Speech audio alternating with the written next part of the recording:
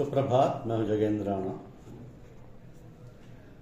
आज की हमारी आध्यात्मिक चर्चा का विषय है कर्म विधान। कर्म विधान। देखिए, हमारे शरीर के अंदर 10 इंद्रियां हैं और 11वां है मन। ये मन ही इनका संचालक है। 5 ज्ञानेंद्रियां हैं: आंख, कान, नाक, जिह्वा और त्वचा।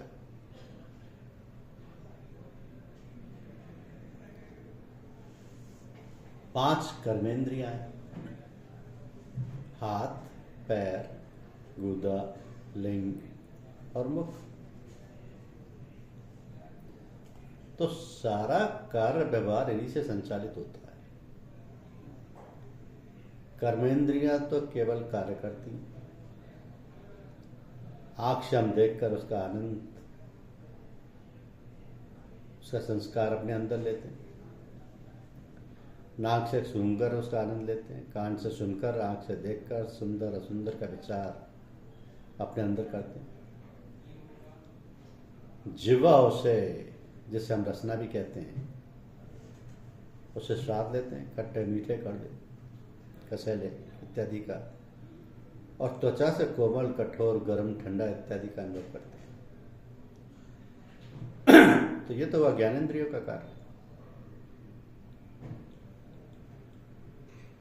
और कर्मेंद्रियां केवल कार्य करती हैं। पैरों से चलना, हाथों से काम करना, गुदा से मल का निस्तारण करना, लिंग से मूत्र त्याग करना तथा मैथुन करना इत्यादि। अब मुख से जो भोजन करना, बोलना आदि कार्य किए जाते हैं, किंतु इन इंद्रियों का संचालन मन द्वारा ही होता है। यदि मन ना चाहे, इच्छा ना करे, तो कोई कार्य नहीं हो सकता। ये मन ही इन इंद्रियों का राजा कहलाता है।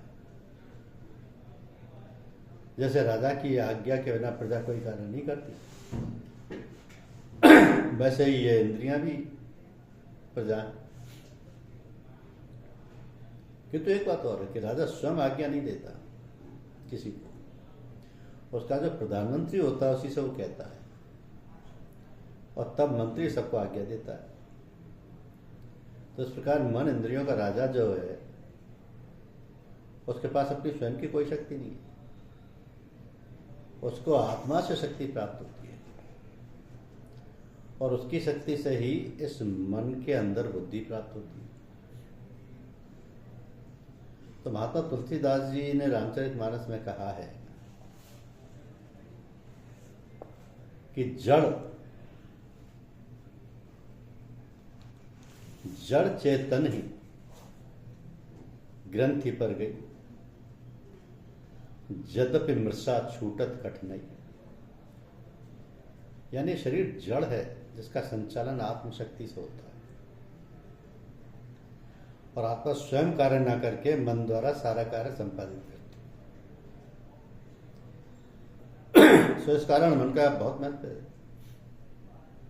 और इसी की सत्ता मानी जाती है।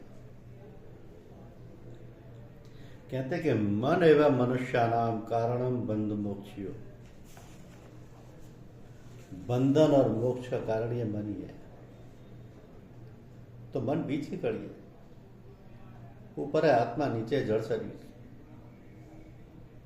जब मन का रुझान आत्मा की ओर होता है, तो उसके अंदर परमात्मा की भक्ति का भाव, ज्ञान की चर्चा और इच्छा होती है,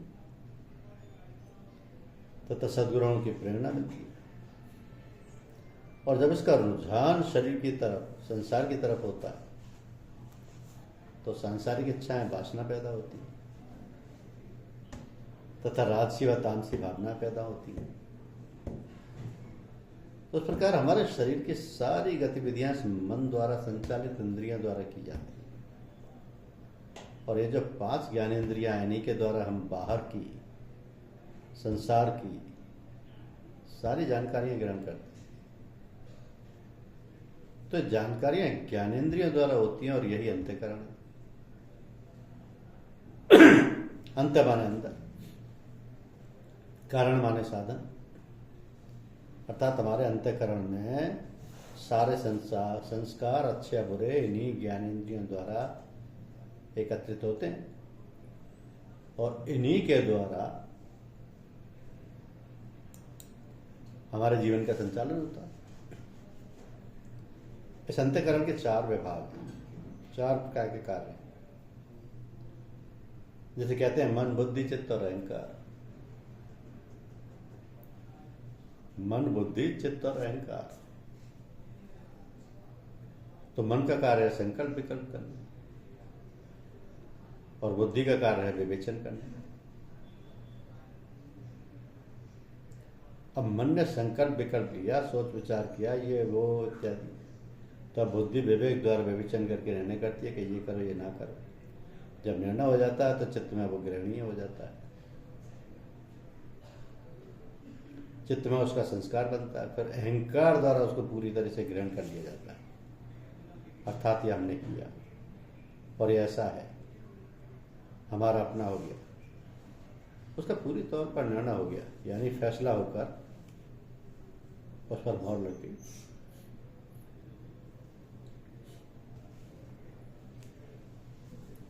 अहम की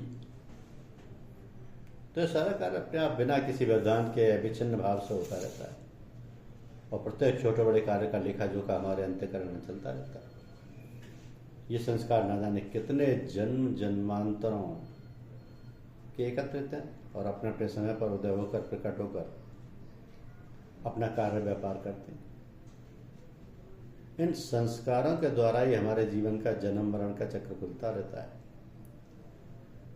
ये हमारा वर्तमान जीवन हमारे प्रारब्ध के अनुसार मिला है और इसका समय निर्धारित है। तो प्रारब्ध का समय समाप्त होते ही ये जीवन लीला समाप्त हो जाएगी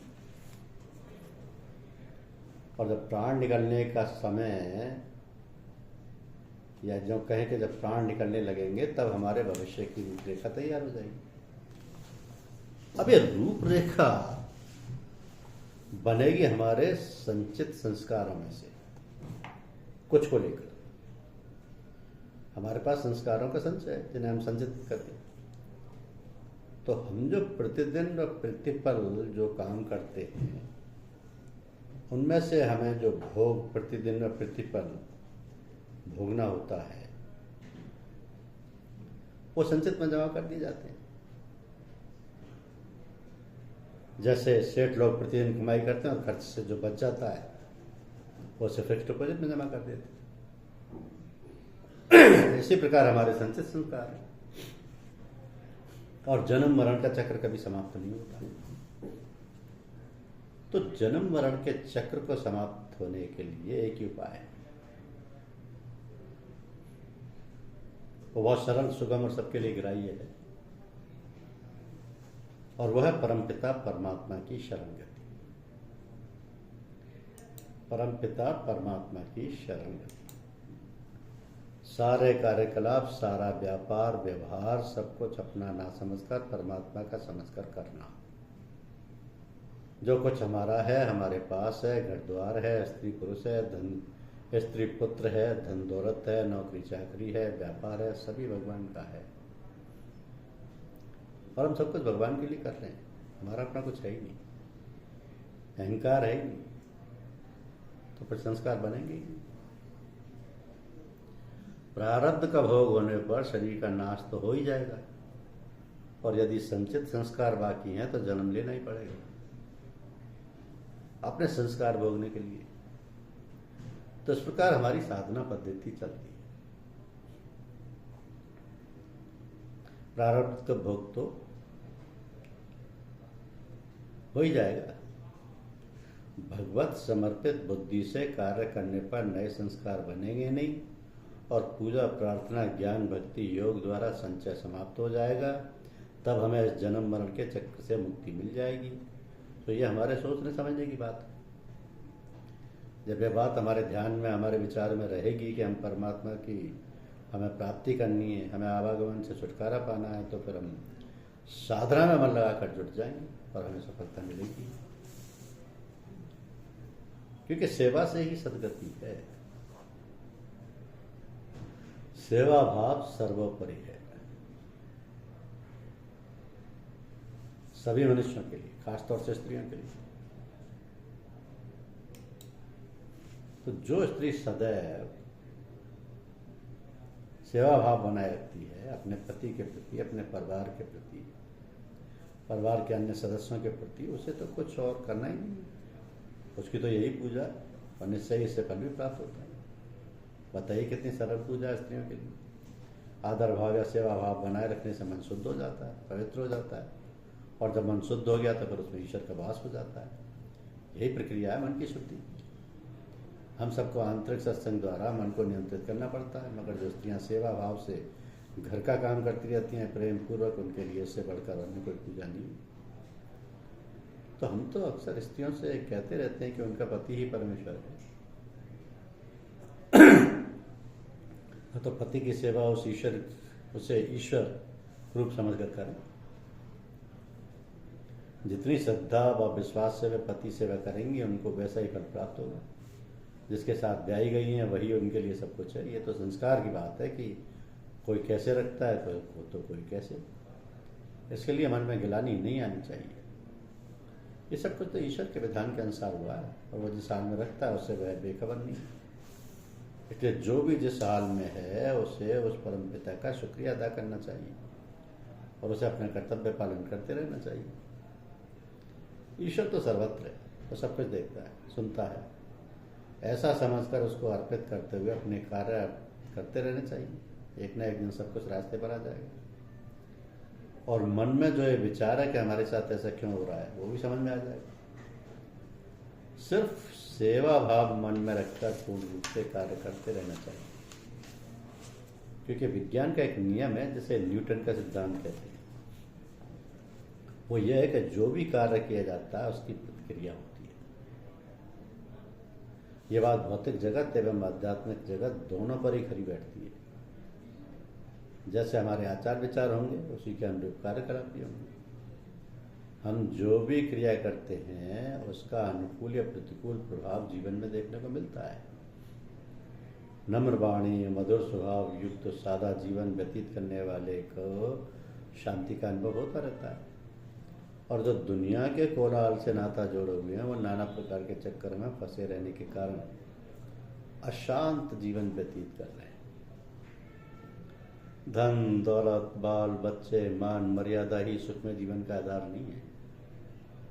यदि ऐसे व्यक्तियों से जिनको हम सुखी संपन्न समझते हैं मिला जाए तो वो अनेक प्रकार की समस्याओं का बखान करने लगेंगे, और अपने आगे की इच्छाओं की पूर्ति के लिए उपाय पूछेंगे। तो जितने बड़े लोग हैं उनकी उतनी बड़ी समस्याएं घेरे हुई हैं। जो साधारण मनुष्य हैं जिनकी इच्छा सीमित है उनकी कम समस्याएं हैं। तो वस्तुतः इच्छाओं का कोई अंत नहीं, सीमा नहीं है। एक इच्छा की पूर्णता हुई तो दूसरा पहले से तैयार है। इस प्रकार मन उड़ान बढ़ता रहता है, और अंततः इच्छाओं के पूर्ण होने के पहले ही वह जीवन की अंतिम सांस ले लेता है। और जो अतृप्त इच्छाएं रह जाती हैं उन्हीं के कारण जीवावागमन के चक्कर में पड़ा रहता है। तो सुख सुविधाओं या असंख्य अतृप्त इच्छाओं के कारण ही मन को सुख या दुख का अनुभव होता है। इन इच्छाओं के कारण विकार उत्पन्न होते हैं जो बीमारी का कारण बनते हैं। तो लुभावना जीवन व्यतीत करने के कारण ही मन में विकार उत्पन्न होते हैं। मानसिक एवं शारीरिक विकारों का कारण है आवश्यकता से अधिक संपन्नता का होना। फिर से समझिए कि मानसिक एवं शारीरिक विकारों का कारण है आवश्यकता से अधिक संपन्नता का होना। संपन्नता का कोई मापदंड तो है नहीं। अधिक कामना करने इच्छा रखने वाले का मन नहीं भरता, इसलिए उसकी इच्छाएं निरंतर बढ़ती रहती हैं। प्रभु में विश्वास करने वाले प्राणी सुखी रहते हैं। परमपिता परमात्मा तो सबका परमपिता है। वो सब प्राणियों को उनके संस्कार और भाग्य के अनुसार फल देता रहता है। आगे कोई संस्कार न बनने पाए ये प्राणी का कर्तव्य है। ना अच्छे संस्कार बने और ना बुरे ही। तो इसके लिए प्राणी को सब कुछ उसी परमपिता को अर्पण करते रहना चाहिए जिसका संपूर्ण पसारा ब्रह्मांड में है। अपना तो कुछ भी नहीं, हम ब्रह्मवश से अपना मान बैठे, यही अशांति का कारण। इसीलिए कहा गया कि मेरा मुझ में कुछ नहीं, जो कुछ है सो तो तेरा तुझको सौंपते क्या लागे है मोर। यही बंधनों की मुक्ति का मार्ग है। फल से निरासक्त रहकर ही हमें अपने कर्तव्य करते रहना चाहिए। सांसारिक बंधनों से मुक्ति तथा परम शक्ति प्राप्त करने का यही मार्ग है। धन्यवाद।